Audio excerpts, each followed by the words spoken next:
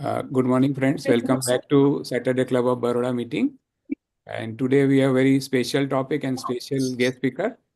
And she was introduced, he was introduced to us by Dr. Varsha Shah, who had been our guest speaker earlier on lifestyle medicine. So I request her to introduce Dr. Sarang in the topic.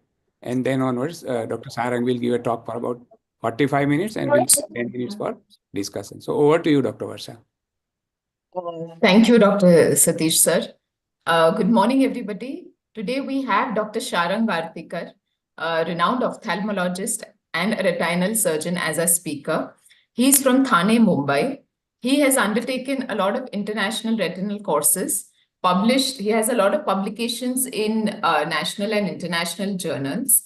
He has presented award-winning papers and he's also an advisor to Pan India, that is Physicians Association for Nutrition. This was the first time where I heard him. And he is very passionate about the environment and strives to create awareness about nutrition amongst the medical fraternity. He's a very popular speaker at PAN and even in the Ophthalmological Society of India. Thank you, Dr. Sharan. Over to you. Thank you. Thank you so much for the kind introduction. I'll just share my screen.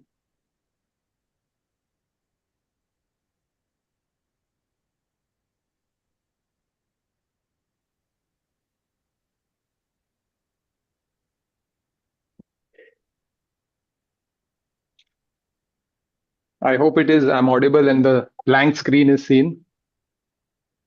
If the presentation gets stuck anytime, just let me know, right? There's an issue. Okay. Now we are able to see your slide, blank slide, as well as hear you well. So go ahead, please. Thank you, sir. Thank you, sir.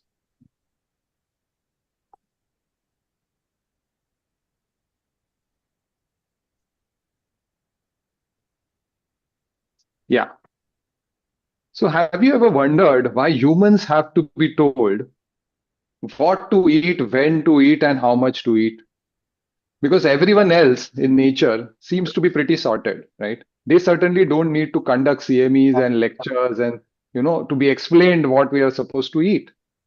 So what is wrong? Problem is we eat for our convenience and our pleasure. We no longer eat for our survival, and which is why we are suffering and dying, both from less as well as excess. So I've been invited here to speak on the right diet to not die yet. I'd like to thank Satish sir and Varsha madam for giving me this opportunity. It's wonderful to be a part of this Saturday morning session. So, if you ask a question, which is the best diet for the survival of an individual, what will happen is you will get multiple options, right? And somebody will say, this is good, that is good.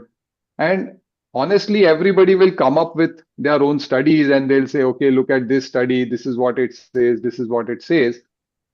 But you are still confused because if you want to find the best diet for an individual, you will have to do a perfect nutrition study, which will require so many conditions to be met that basically it is next to impossible, right? So then how do we solve this dilemma? So my suggestion is, why not think outside the box and twist the question a bit, right? And instead of asking which is the best diet for the survival of an individual, what if we ask which is the best diet for the survival of our species? Okay. Now, what does that mean? You will say, are humans really endangered? Is that so? Well, let us see. If I ask you, what is possibly threatening our species? So usually this is an interactive talk, but since it's online, I would just, you can make your guesses in your mind and, I'll just move on. So, well, one is pandemics, right? Recently we came out of COVID and at that time we were not sure where this is headed. What about wars? We are out killing each other day in and day out. What about lifestyle diseases, malnutrition, obesity? What about greenhouse gas emissions, climate changes upon us? There is land shortage, water shortage issues, food shortage issues. There is air pollution, water pollution, oceans are being damaged. There's deforestation and even species loss. Now, if I ask you, is there a common link between all these problems? right? And what if I tell you that the answer is our diet? Okay, I think that's a little hard to believe, isn't it? Well, let me explain it to you. If you see, 10,000 years ago, we were hunters and gatherers, right? So we used to survive on whatever we could find. Then we learned agriculture. And from whatever we could find, we were now able to have whatever we wished for, isn't it? Now, when you talk of agriculture, there is plant agriculture, where humans grow specific crops for their direct consumption, and there is animal agriculture, where humans grow specific animals for their direct or indirect consumption. Now, these animals, which are specifically grown artificially for the production of food, are known as livestock animals, and they provide us with meat, fish, eggs, and milk. Now, if I ask you, if you look 10,000 years ago, if you look at all the mammals on the planet, okay, everybody was in the wild. There were no livestock animals because that time humans were not breeding animals for food production, right? And now this is excluding humans. So humans we are keeping aside, the rest of the mammals.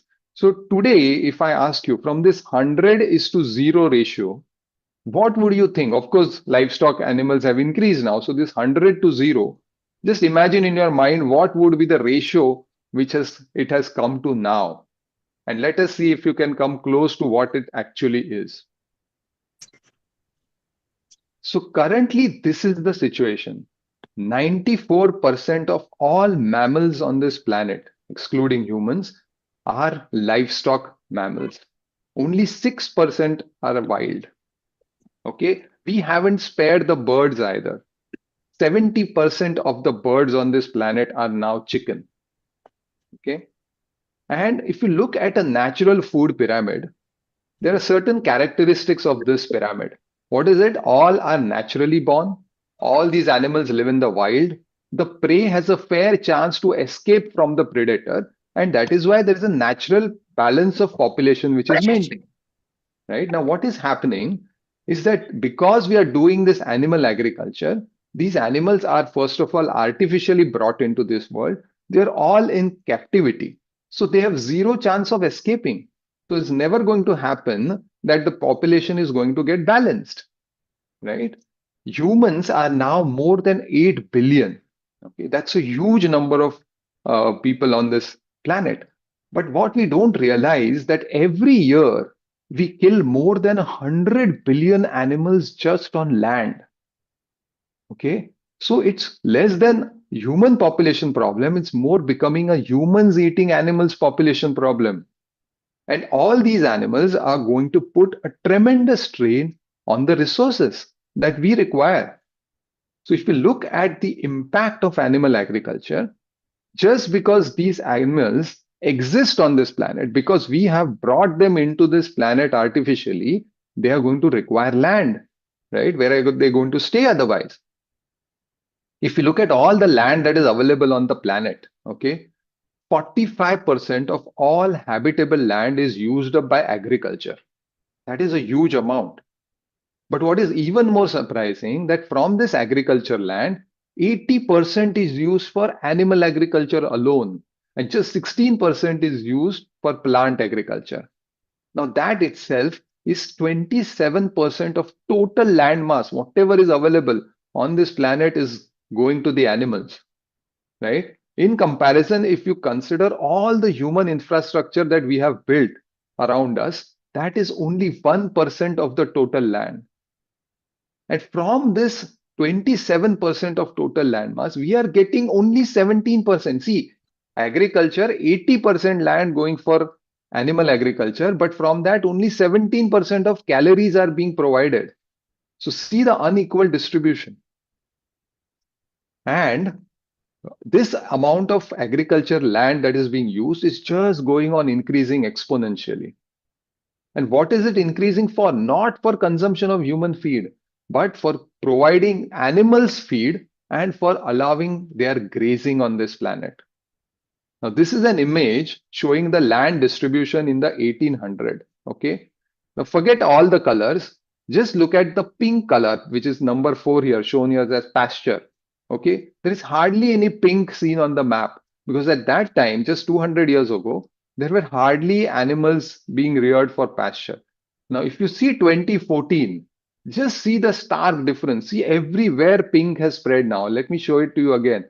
See this 1800 and 2014. What it means that more and more land is being occupied for animals to be grazed. And where does all this land come from? As I speak, Amazon forest, the size of 3 football fields, okay, just imagine 3 football fields, how big area that is getting cut every single minute. Right at this minute, also, it's happening out there. And why is all this Amazon forest being destroyed?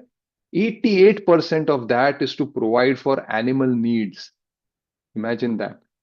And when deforestation occurs at such an extent, it is obviously going to cause biodiversity loss because all those species that are staying there, thriving there, are going to get destroyed and killed.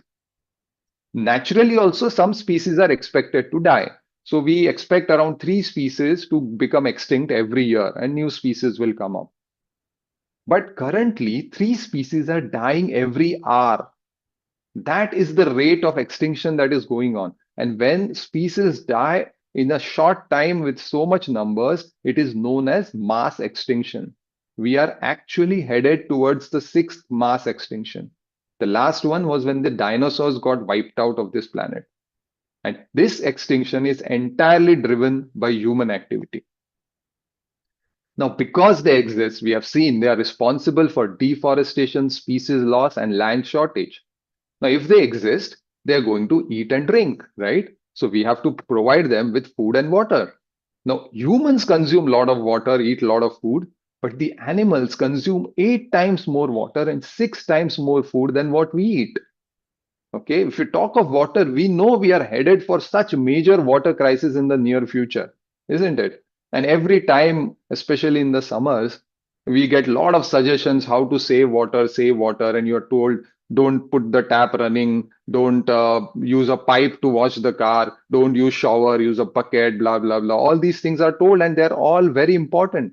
Doing all this, each person can save around 900 liters per day, which is amazing. But you eat one hamburger and you have spent 2,400 liters of water. Please understand this. Every object that is created on this planet has a water footprint. The amount of water that has gone in the manufacturing of everything that comes in the burger is called its water footprint. The water footprint of one hamburger is 2,400 liters of water, which is equivalent to flushing the toilet for 6 months or taking a shower for 2 months. That much of water is going there. Despite seem shocking, but that's the truth. Because our household activities, bathing, washing clothes and utensils, contribute just 10 to 12% of our water footprint of an individual. The majority, 70 to 80%, comes from the food that we eat. And if you look at the foods that we are eating, the meat and dairy products are extensively water intensive. In fact, 1 kg of beef requires so much water that one person can drink it for 15 years. What about food? Every day, 1 billion people sleep hungry. 10,000 children die of starvation each day. And yet, 1% of the world's cereal harvest is fed to farmed animals. See how that is, right? We have enough food, we are just not giving it to the right people. And when we eat meat, there is somebody who doesn't get to eat because 82% of the world's starving children live in countries where food is fed to animals which are then exported. See, 1 kg of beef can feed maybe 1 or 2 people. But to produce that animal would have to be fed 16 to 20 kgs of grain over its lifetime. Only then that 1 kg of beef will be available. Instead, those grains, if we directly feed to humans, it can feed 20 to 25 people. So see the amount of inefficient distribution occurring because of these middlemen. And it's just not for beef, for milk, eggs, chicken, pork, mutton, beef, whatever you think. Everything that has to be passed through an animal for us to consume, there's a lot of energy that is going waste. So because these animals eat and drink, they cause water shortage and food shortage. Now, if they eat and drink, they're also going to pee and they're going to poo, and they're going to generate a lot of waste. How much waste? 130 times more waste than what humans produce, with zero waste treatment facilities. So where is this waste going? It's all dumped around, causing air and water pollution. In fact, there are so many respiratory diseases and allergic problems in livestock farmers. Not only that, even the nearby residents have to feel the impact, and they are having all kinds of problems: bronchitis, asthma, memory loss, skin lesions, and whatnot. 40,000 kgs of excrement these animals are producing on this planet every second. Okay, you know how much that is? That is enough to cover the entire Baroda, okay, in just 32 hours. That much of excrement is being produced. But why don't we see all this? Where is it all going? It's all being dumped into the oceans and creating dead zones in the oceans, which are low oxygen areas which no longer support marine life. And these dead zones are now spreading across all the oceans. The gardens of corals, beautiful corals, are now being reduced to lifeless plains. And why is the ocean so important? I mean, we don't stay there, let it rot, let it whatever happen. How does it affect us? It does, because we give a lot of importance to rainforests for providing us with oxygen, but we tend to forget that 70% of the oxygen comes from phytoplanktons in these oceans. They also absorb 1/4 of the carbon dioxide that we are producing. So imagine if these phytoplanktons die out, we are not going to get all that oxygen. We are not going to get recycling of so much of carbon dioxide. And what we are doing? We are just polluting the oceans. You know what this image is of? This is the Great Pacific Garbage Patch. Okay, there are 5 such garbage patches in the Pacific Ocean, where garbage, the plastic that we have dumped, is just floating because of ocean currents. It has come together. This is the largest of them. The size of this single patch, okay, is more than half the size of India. Please understand, just try to imagine such a big patch of plastic just floating out there. And what are we told? Don't use plastic bags, don't use straws, don't use cups. Excellent. We should follow all this. But what nobody is going to tell you is that 80% of this plastic is fishing gear, right? This is known as ghost gear. It's one of the most deadly forms of marine plastic debris, impacting a lot of marine life which is swimming in those areas, and also contributing a lot to microplastics. And we know that these are now found in our bodies as well, and they have been linked to multiple issues with our health as well. And seafood is one of the contributors to microplastic as well. In fact, every year we kill 3 trillion fish. Okay, that's a huge number. Now, sometimes what happens is when there are a lot of zeros, we can't even fathom how big the number is. 3, 4, 5, 6 zeros we may be able to comprehend. After that, it's all the same. 3 trillion, kya 30 trillion, it all looks the same. So let me pause for a moment and break it down for you. If I ask you to start counting from 1 to 3 trillion, okay, just imagine how much time will you take?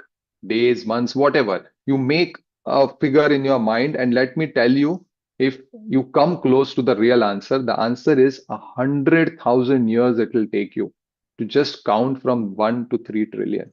This itself is a big number, difficult to understand how much is 100,000 years. That's like 1,400 of your lifetimes. If all you do from the time you're born till you die is just count. Okay, 3 trillion steps will take you 50,000 times around the earth. You can make 3,000 trips to the moon and come back. You can make 8 trips to the sun and come back. Light takes 8 minutes to reach the sun, reach the earth from the sun. So imagine how big this number is. Every year we are killing so much fish because these trawlers, they go and they pick up everything that comes in the way, and they plow an area 6 times the size of India. Okay, that's huge. No wonder 90% of all the fish stocks are now fully exploited, overexploited, or depleted. And at this rate, we'll have fishless oceans by 2048. And if the oceans die, then we die. And it's been established that animal agriculture is the leading cause of ocean dead zones, water pollution, and species extinction. So because of this, they are also responsible for ocean damage and water pollution. When they do all these things, they are also going to burp and fart like we all do. And whenever they do that, they release these greenhouse gases, methane and nitrous oxide specifically, which are 30 times and 300 times more dangerous than carbon dioxide. If you look at the carbon footprint of just these animals, okay, it is more than the carbon footprint of Brazil, Canada, France, Germany, Italy, Japan, South Korea, Spain, and UK combined. Okay. If you look at the top greenhouse gas emitting countries, okay, and you imagine a country where only animals are kept, there's nobody staying in that country, only the animals who are just sitting there burping and farting, you won't believe that country would rank number 2 as far as greenhouse gas emissions are concerned. And what are we told? Let's go electric and save the planet. But if you put all modes of transportation on one side, the cars, the trucks, the trains, the ships, the aeroplanes, the emissions coming out of them are still less than what these animals are emitting. And that is leading to global warming and climate change and all the problems of climate fluctuations that we are seeing day in and day out, right? Again, if you look at the food, meat and dairy are extremely greenhouse gas emitting products. So they are also responsible for air pollution, greenhouse gas emissions, and climate change. What about our health? Well, recently we came out from COVID-19, right? And we blamed everything on China. We said it's all because of China that this has happened. But if you look at all the past epidemics, okay, they have all been linked to animal farming in some way or the other. You know why? Because we crowd millions of these animals together. Okay? We raise them in absolute filthy conditions. And then we pump them with antibiotics. These are antibiotics given to every animal just prophylactic so that they don't fall sick, so that they don't have mastitis and things like that. Okay. And we as doctors, we know the importance of using antibiotics judiciously because otherwise they'll lead to antibiotic resistance. But what we are not aware of is that 80% of all antibiotics are actually used on factory farm animals. Humans use only a small part of the antibiotics.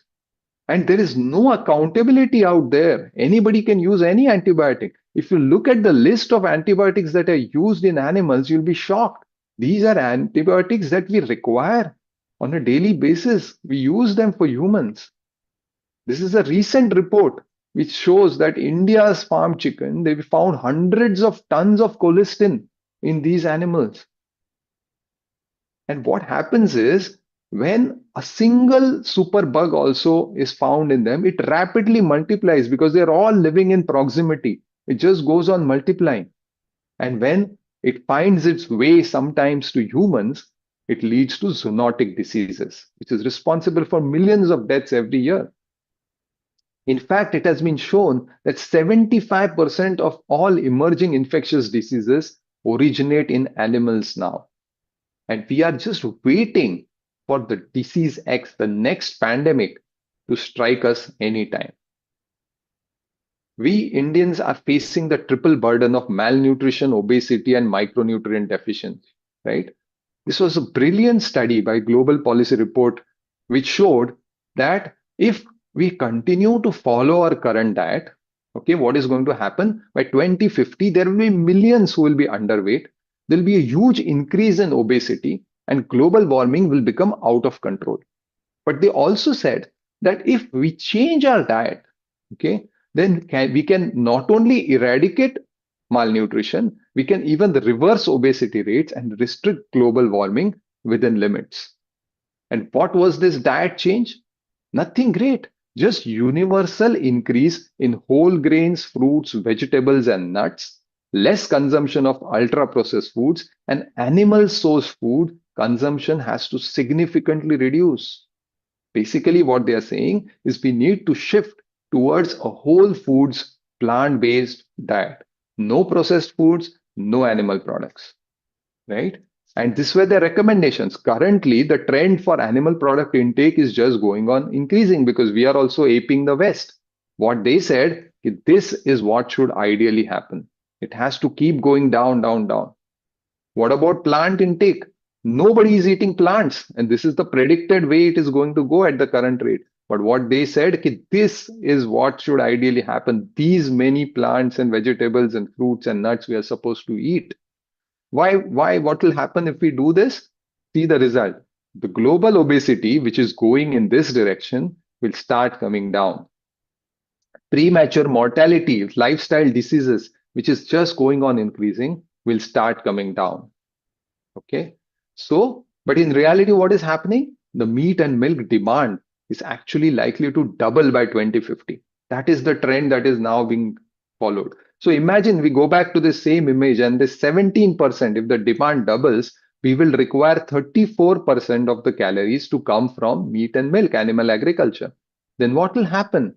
The amount of land required to produce this will also be double. That is basically you'll have to destroy all forests on this planet and occupy 54% of the total land just for the animals. Where are we going to get all this land from? It's no surprise that countries will then have to start fighting wars just to have land to produce animal food. So, to all these environmental problems, we have to add the risks of pandemics, wars, lifestyle diseases, malnutrition, and obesity. So, we come back and see what is the common link. You see that it is meat, fish, eggs, and milk. Our desire to have these is causing all these issues.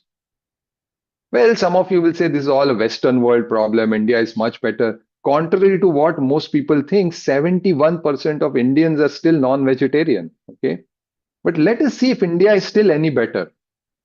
India is the #1 dairy producer in the world. Okay. Which is why it has 33% of world's cattle. 1/3 of world's cattle is in India.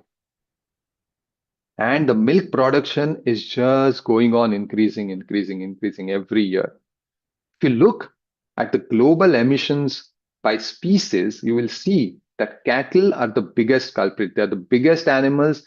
They release biggest number of greenhouse gases and excreta, and they consume most amount of food and water. If you compare dairy milk with any of the other plant-based milks, you will see that dairy is the worst. It releases 3 times more emissions, causes 10 times more water pollution, uses 13 times more land, and uses 22 times more water as compared to soy milk. Okay, so unfortunately, India is also no better. Now, we may keep debating on which diet is better for an individual. There is absolutely no debate on which diet is better for the planet, better for our survival, for our children, our future. Okay, we have to shift to a plant-based diet. Now, you may say, is it safe? What about proteins and calcium and vitamin B12 and all these issues? Well, the answer is a big yes. The Academy of Dietetics and Nutrition has stated clearly that plant-based diets are nutritionally adequate. They provide health benefits. They are appropriate for all stages of life. And of course, they are more environmentally sustainable. And if you look at the multiple studies, I'll just quickly go through. In diabetes, the diet has shown to reduce HbA1c, reduce medications, shown to reduce cardiovascular and all-cause mortality risk. All animal foods are acidic in nature, while plant foods are basically alkaline in nature. So good for the kidneys. If you look at the carcinogenic classification, you will see that processed meat is considered class 1 carcinogen, meaning there is sufficient evidence it causes cancer as bad as smoking or having asbestos. Okay, even unprocessed red meat is class 2A, just one rung below. Okay, and the anti-cancer foods are all veggies. In COVID, the odds of developing moderate to severe COVID were found to be 73% lower on those who were already on a plant-based diet. And in obesity, this diet has shown to reduce body weight, waist circumference, BMI, HbA1c, creatinine, without even limiting the calorie intake or any mandatory exercise. Yet, we have seen that animal industry is destructive, resource intensive, unsustainable. It's unnecessary. We don't need to survive on that. And it's detrimental to our own health. But if this is the problem, then why is nobody speaking against it? It's all about money. If you look at these industries, the meat industry, look at the dairy industry, they are huge. Okay. Milk is the largest crop in India, more than rice and wheat combined. So government are not ignoring this by accident. They have resolutely looked away. But then you will say, what can I as an individual do if nobody else is doing anything?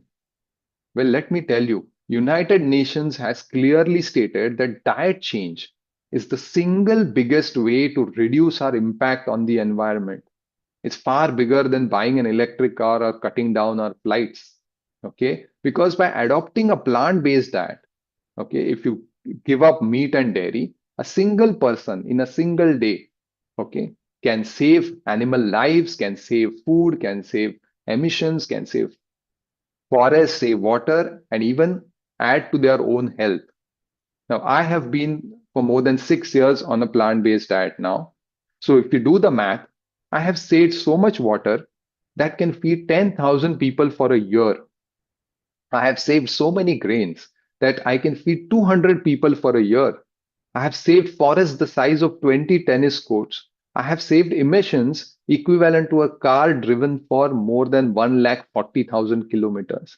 Besides saving a lot of animal lives and adding a few months, hopefully, to my own life because of the healthy eating. Please understand, this is the power of one single person. Okay. And every one of you also has this power within you by making small decision to change your dietary pattern. You don't have to depend on anybody else to make any decisions, any government policies. Nothing is required. So this has been my personal experience on this diet. Okay. I have been monitoring regularly all my blood parameters also. They have never been as good as they are today. I have been able to do activities which previously were completely beyond me. But forget about me. Even if you ask the experts, more and more world's top sportsmen are now choosing plant-based diet. Okay. In fact, 60% of the food during Olympics, the pinnacle of sports, were plant-based. And there have been so many plant-based athletes winning medals at the Olympics this year. Okay. Something new. This has been happening since ages. It never was being recognized publicly as it is now being recognized. And not just Olympics, all other sports also, if you see, it is all being followed. In fact, there are bodybuilders who follow plant-based diets. So if these guys can do it, then why not us? I mean, our requirements are so less compared to what they require. For me, at least, it's a no-brainer that whole food plant-based diet is the way forward. And yet, people refuse to change. You know why? Because there's one organ that controls our brain as well, and that is our taste buds. Because today we no longer eat to live, we now live to eat. ખાવાનું પીવાનું મજા કરવાનું. The question to be asked is, are we also willing to die to eat? Because literally we are eating our way to extinction. That is what is happening. What is what we are doing to the planet. And we don't need to. There are many plant-based, equally tasty options available as well. Or we could simply adapt our taste buds, okay? And you will love this healthier food as well. It's just a matter of 3 to 4 weeks. Our taste buds keep changing and it will just adapt to the new tastes. So the question is, what's it gonna be on your plate? Whenever you have to make a choice, okay, between one or the other, there are two things that decide. One is your brain that guides you, and the other is your heart. So what does your heart tell you? 900,000 cows are slaughtered, okay, on this planet every single day. Okay. Now, again, this is a huge number. Imagine this. If you make a line of these cows, one behind the other, okay, they're standing in a straight line, 900,000 cows. You know how long this line will be? That line will go all the way from Mumbai to Kolkata. Those many cows are being slaughtered every day. 130,000 goats are being slaughtered every hour. 160,000 pigs are being slaughtered every hour. 140,000 chicken are being slaughtered every minute. And 100,000 fish are being slaughtered every second. Well, some may say, what is wrong in killing an animal that has already lived its life? Anyways, it's going to die. You know, the normal lifespan of a chicken is 8 to 10 years if the chicken survives in the wild. Okay. The chicken that is eaten, okay, is just 45 days old. Imagine that's a baby that has been fed, and made big fast so that it can be killed immediately and the next lot can be sent. And that's not just for chicken. If you look at all the animals that are eaten on this planet and you look at the age at which they are slaughtered, you will soon realize that we are basically eating babies. That is the truth. Okay. What about the egg industry? See, egg industry does not require male chicks. Males are not going to grow up and lay eggs further. So what they do is 1 day old male chicks, okay, are sorted male, female, and all males are put on a conveyor belt, okay, and they are thrown into the grinder. That is the fact. 700,000 male chicks are slaughtered every hour because we want to eat eggs, right? What about the dairy industry? Okay, what is wrong in dairy? If you look at the definition of milk itself, okay, it is a fluid secreted by female mammals for the nourishment of their young. Okay, milk is an infant food made by the mother for the child till the child can grow and start eating food on its own, isn't it? And a cow doesn't give milk all her life. Please understand this. She gives milk only after she gives birth to a calf. So the rules are same. A cow and a calf are made to be for each other. But what we do is we separate the calf from its mother and imagine the height that we are made to believe that the entire human species is dependent on their cow's milk for their survival.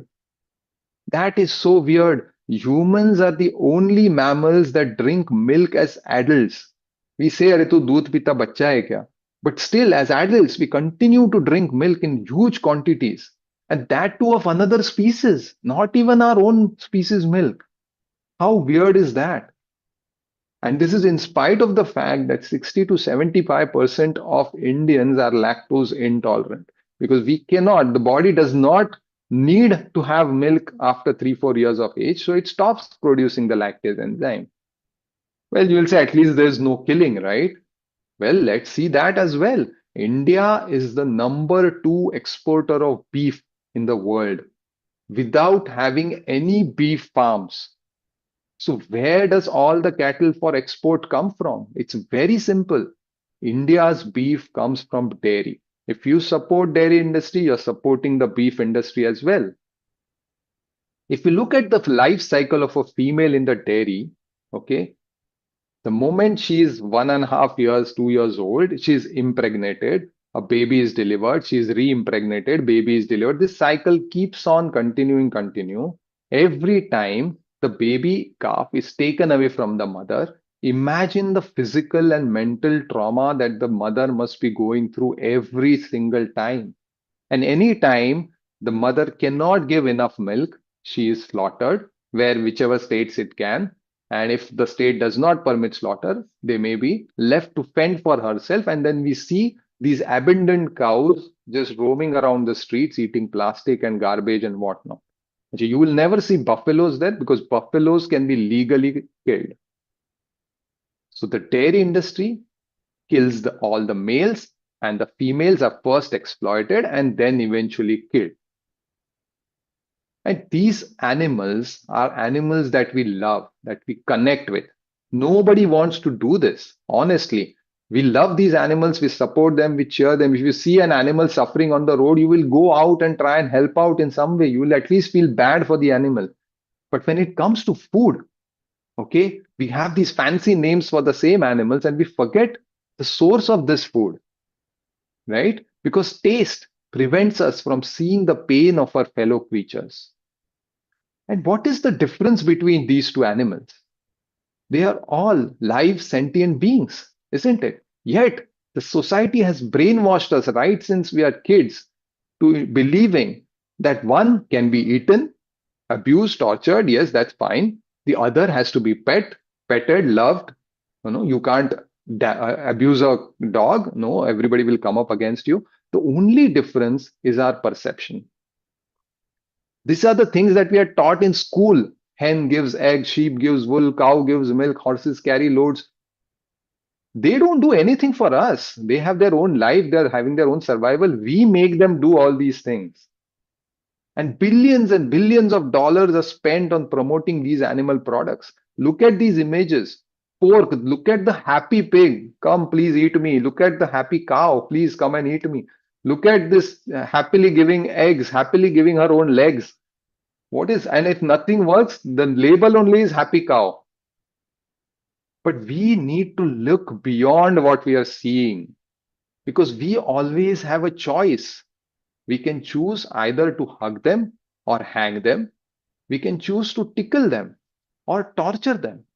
We can choose to snuggle them or slaughter them. And we can choose to kiss them or kill them. The only thing we need from the animals is their forgiveness for all that we have done to them. We have other food, they don't have another life. Okay, we have other food, we don't have another planet. And animal agriculture, we have seen, is the common link between all these problems that we're facing for our own survival. And in top of that, you have to add the needless suffering that we are making these animals go through. How does it make sense? So ask yourself, does your heart agree with a diet that depends on so much cruelty? Does your brain agree with a diet that causing our own extinction? Or would you let your tongue decide everything for you? Because our plate is going to decide our fate. So let us choose a diet that won't let us die yet. Thank you so much. Thank you, Dr. Sarang. Amazing facts that you have laid down. And we hear so many things about veg, non-veg diet, and this was a different perspective that you gave us so much of statistics also. So thank you so much for sharing all the information. Now the house is open for debate and discussion and comments.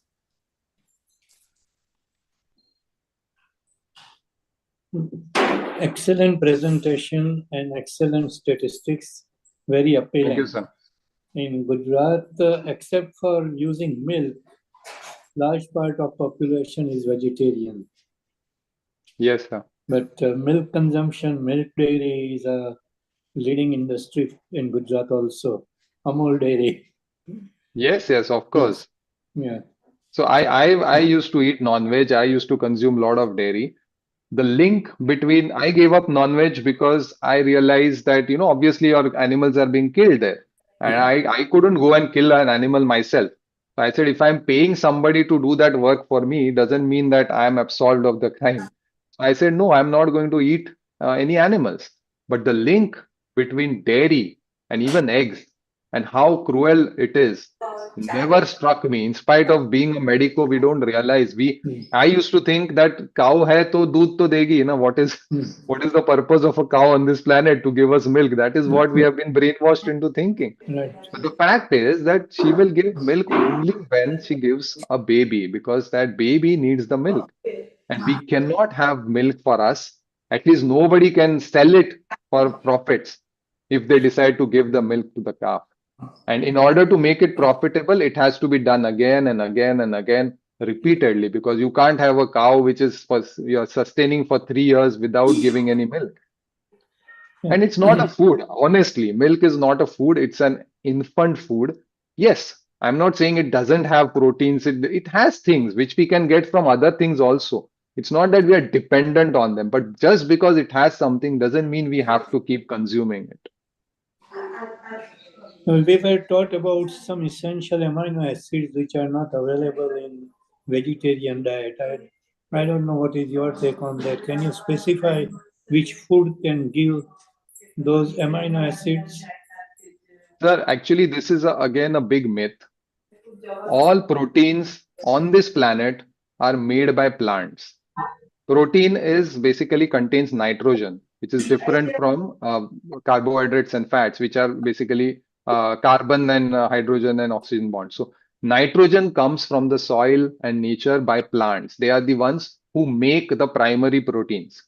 Animals also get their proteins by consuming plants only. Nobody can get proteins on this planet without plants. So we are basically trying to go via in trying to get those proteins. Those same proteins are available in all the plants.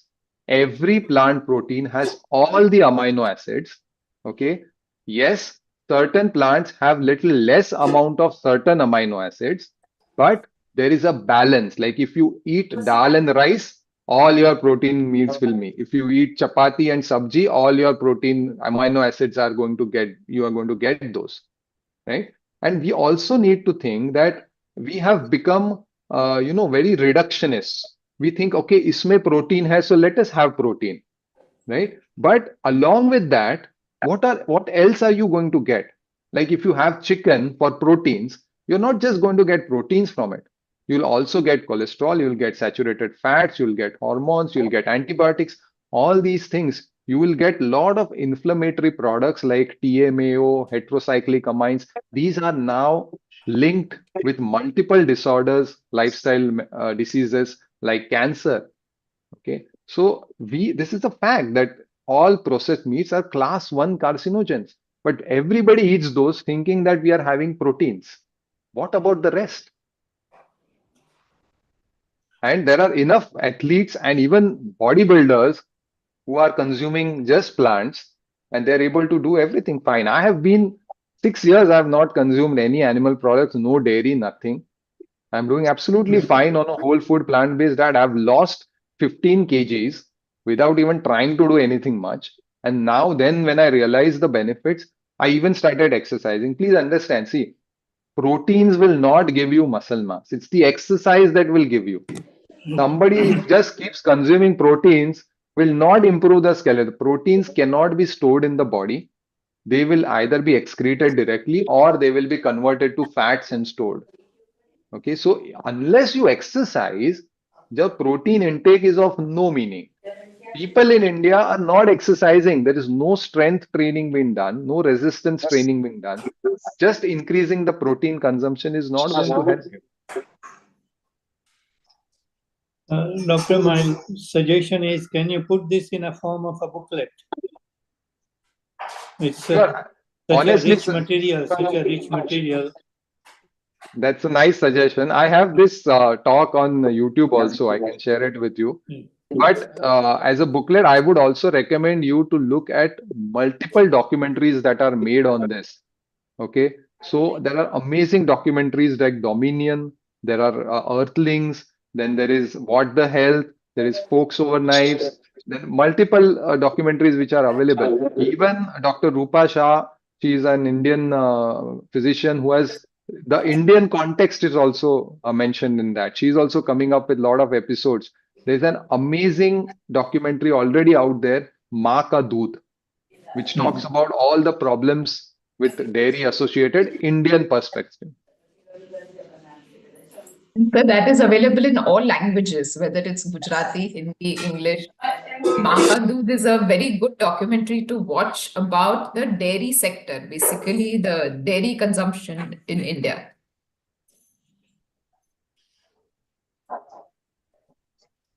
Congratulations for excellent talk.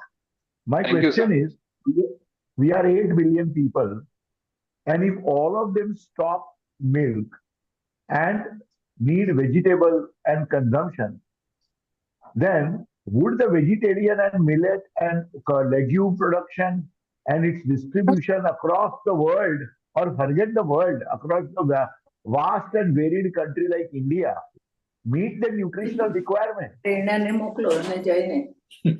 a, And we need a cattle policy.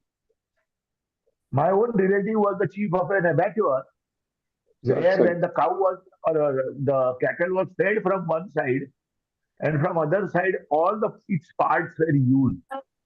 And in today's political and social scenario, one extreme are protecting cows while they are roaming around in the street causing this thing. My question is very simple. Is the radical treatment, because we are so many human beings, all have to be fed. So pure vegetarianism or pure veganism, will it actually feed people? So let me tell you, sir, if you saw one of my slides, I had mentioned that of all the food, the cereals that are produced on this planet, 41% are being given to animals. Okay, so what is happening is we have enough food on this planet to eliminate hunger 3 times over. So there are like 1 billion people who sleep hungry every day. Okay, we have food enough that can feed these people 3 times. Just that food is being given to animals as of now, and from that I beg your animals, pardon. The yeah, food which is given to the animal is completely different than no. that which can be consumed by human beings. It is different because they Only don't. No, no. It is. I agree with you that they use GMO modified soy products.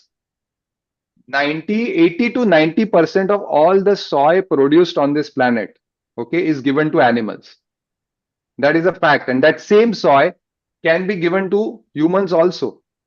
What you are talking of is the grazing. They are grazing on the grass, and obviously that grass cannot be eaten. But I am talking of all the food that is produced on this planet, which can be consumed. Only that proportion I'm counting, and I'm not counting. It is there. You can go back to my slide and see the references also. That is being fed to these animals. Okay, forget that. Forget that. Even if you assume it is very clear that 80% of all the land on this planet is being utilized by animal agriculture. Okay, there is no denying that. Now imagine there is no animal agriculture. The amount of land that will be available to us is equivalent to entire North America and South America continents. That much of land will be suddenly freed up to regrow forests, to grow crops, to do whatever that we want. So much of land has been now devoted to just growing animals, which is completely waste because they are just middlemen for us. If you look at water, if you look at food, whichever angle you look at it, if you look at the greenhouse gases, everywhere that industry is polluting so much, it is just our desire to taste these foods because we are not able to change our taste and because we have got addicted to these foods. We are, you want to look away from this fact and we don't want to be a part of this. We are okay to contribute and still consume what we like to consume. Like vegetarians would feel that why are the non-veg people eating meat and dairy? I mean, meat and fish and eggs. It is so wrong or it is not necessary. But dairy itself is a problem on its own. So when you shift the side, the perspective changes completely. When I was a non-vegetarian, I also used to argue exactly like what you are arguing. In fact, I used to say that if I don't eat them, then they will not be given food. So I'm doing them a favor because I eat them, they are getting food. No, I mean, I'm just saying that was my way of thinking because we tend to find excuses to, establish or support why we are doing what we are doing. So I think we need to step back and look at the wider picture. We need to see that do we really need that? And I agree, there may be extreme situations in certain countries where they may not be able to grow crops, they may not have access to food. I entirely agree. My only point is that today we sitting in Baroda or in Mumbai or wherever, when we go to a supermarket, we have a choice. In front of us, we have a choice. We have everything that we can choose from. Then why do we need to go for something which we know is contributing? Even if like you said, the world doesn't go, completely stop consuming animal products, fine. But even if we reduce by 90% the consumption, it is still a big boon.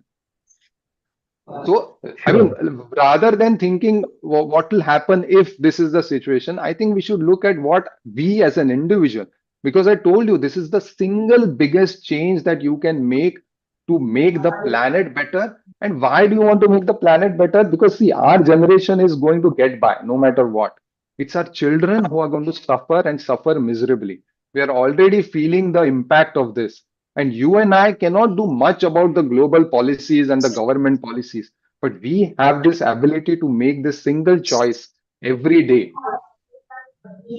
That I don't want to go into politics, but the refusal of the farm reforms by the farmers of the north, then the legume policy which the present government followed, and the millets policy are backed by your kind of science that we have to reduce and the meat consumption, milk consumption, and increase the vegetable consumption, and the land should be used scientifically, agro-scientifically, to grow more millets and more legumes. But farm reforms, people are producing cereals and carbohydrates. So politics, milk always flows from the top. Don't blame the grassroots. From single individual, I accept the changes may begin. But if the policies are changed from the top, it can really benefit the science or the policies according to the science. So I agree, congratulations sir. for the Dr. Sharang, Thank do you you so go much. do you go to schools and enlighten the kids? Yes, we've gone to many medical colleges. I've given talks in 3 medical colleges in Baroda itself, Sumandeep and the other Parul University, and even the government medical college. So we go there, medical colleges. We, as a part of this Physicians Association for Nutrition, it is an international organization which aims to educate physicians. Because honestly, as in MBBS, we are taught nothing about nutrition. Okay, so we need to establish that there are certain myths that are floating around that this diet is not sustainable, it cannot give you enough energy, it cannot give you a lot of things, but that's not the entire truth. And see, the problem is, somebody mentioned the word vegan. Now, veganism is something different. Okay, veganism is an entirely different principle which believes that no harm should be done to animals or any sentient being for that matter. Okay, and food comes as a part of it. But vegan food need not be healthy. It need not be good for your own health, because you will get vegan cheese, you'll get vegan pizzas, you'll get vegan ice creams, which are all oils and stuff like that, which is fine for your taste buds. If that is what you want to satisfy, it's fine. But what is healthy is a whole food plant-based diet. You have to cut down on all these junk that is available. Whatever you eat outside is 90% junk only, because their only purpose is that you keep coming back to them to eat again and again and again, and you enjoy. They are not bothered for your health. Even all these, now the vegan industry is also coming up in a big way. So not all the vegan products are necessarily healthy. We need to learn to read the labels and see what is right and wrong. The basic thing is whole food plant-based diet. Whatever we have been eating for ages together, the dairy is something which has gone exponentially high. It is there in each and every product that we eat now. It has become like a part of our life, which is the problem. Earlier, when you used to have your own cow, if you have in your house, it's a different story. That cow will give milk maybe once in 3 years, whenever she gets pregnant and delivers the baby. The baby also is kept there. The male cows are also kept there. The bullocks were used for farming and all these things. It was like a, what you say, a synergistic way of living. Now it's completely changed. Any product you pick up from the shelf and you read, you'll have milk solids, you'll have butter, you'll have some cheese, everything. Pav Bhaji has cheese, chaat has cheese, everything is cheese. So this is all industry driven, because cheese is extremely addictive, and the industry has figured that out, because it has casomorphine, which acts almost like morphine. The idea is, why milk has this? Because the baby should keep coming back to the mother to keep consuming the milk, because that's what's good for her. But when we as adults also keep consuming, we also tend to get addicted to the same thing. But we have to address the problem of lack of iron in vegetables, lack of absorbable iron, and absorbable vitamin B complex. That is a problem in pure vegetarian diet. And that is why our ancient rishis had agreed that cow milk or any milk, even Rajasthan they take camel milk or donkey milk or something. So milk in some form gives the vitamin B complex. And iron in vegetable is a big myth. If you go to NIN Atlas, 90% of all red and green vegetables do not have iron, or iron which is not absorbable at all. So let me take the B12 thing first. When you talk of B12, it's not made by plants, it's not made by animals. B12 is produced by bacteria which are there in the soil. So earlier, when we used to eat directly from the soil without much requirement for any hygienic practices, we used to get that B12 as well. Today, because of the hygiene that we need to follow, what is happening is that the B12 is deficient. In India, on a whole food plant-based diet, there are probably less than 1% of the people currently. Okay. B12 deficiency in India is 47%. 47% of Indians are B12 deficient. What does that mean? It means that whether you are having plant-based, whether you are vegetarian or whether you are a non-vegetarian, everybody is likely to have B12 deficiency. The reason being that in general, the soil has become such that the B12 production has gone down. In fact, even the animals, if you see, are fed B12 supplements in their fodder so that they get B12 and we get B12 from them. So instead of passing it again, same thing, passing it through the animals, if we take directly B12 supplements, it is fine. The other thing is the vitamin D. Again, because of our lifestyle, we stay indoors, we are not exposed to sunlight. So vitamin B12 deficiency is also a problem, whichever diet you tend to follow. So these are the things. As far as iron is concerned, I would rather request Dr. Varsha Shah to speak about it because she is more she's done a full diploma in that. So, madam, please, if you can explain. Briefly only, because we are already overshooting. Iron is not present in milk. It is present in all other animal products. I agree. But again, it is the heme iron versus non-heme iron. Now, bioavailability of iron present in fruits and vegetables is far more superior than the heme iron. In the sense that heme iron has no limit, it is more toxic. Recently, there was a paper on heme iron and diabetes also. So, and if there is deficiency, like in pediatrics, we supplement iron in all children who are deficient, especially because it is important for the IQ. But in adult patients, I say this from my experience of treating more than around 100 patients who have transitioned to a relatively 90% whole food plant-based lifestyle, that none of them required iron supplements. It's adult patients. When you eat a lot of green leafy vegetables, legumes, whole grains, all of them will give you sufficient iron that you will not require supplementation at least. So from the practical standpoint, even in adults who transition from, say, a non-vegetarian or a lacto-ovo-vegetarian to a whole food plant-based lifestyle, the iron absorption is sufficient enough that they are not deficient in iron. I have been on a whole food plant-based lifestyle for the last 4 years. Before that, I was vegan, and it took me around, say, 1.5 years to transition to whole food plant-based. I'm also 90%. I'm not saying whenever I travel, I do have occasionally food with oil and sugar and all. But my hemoglobin went from, say, 11 to 14. So without taking any supplements. So it is not that animal products That's same for me as well. I've been on 6 years on this planet, and my hemoglobin was around, it's remained the same. It was 13.1, now it's 13.6. I have not taken any iron supplements at all. The only supplements you will need to take is B12 and D3, which everybody else also should get their levels checked and whenever required, supplement. So thank you, Dr. Sarang. Thank you, Dr. Varsha. And it was an amazing talk. I would say that the statistic that you presented, I think that perspective is not much discussed actually.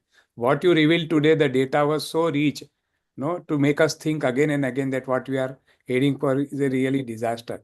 So thank you for sharing all those statistics in a very systematic manner, very impressive manner. I would request you to make a PDF of your presentation and put it in the group. I think you are part of our group. So if you can share that, whenever we talk to other people, we have those, statistics with us to make them understand the other perspective of veg versus non-veg or whole plant-based food. So thank you so much. We look forward to more such talks in future from both of you. Thank you, Varsha. Thank you, Dr. Shara. And thank you Thank all you, the sir, for participants. having me. Thank you, everyone, for attending. Thank you, Dr. Shah. Thank you. Thank you.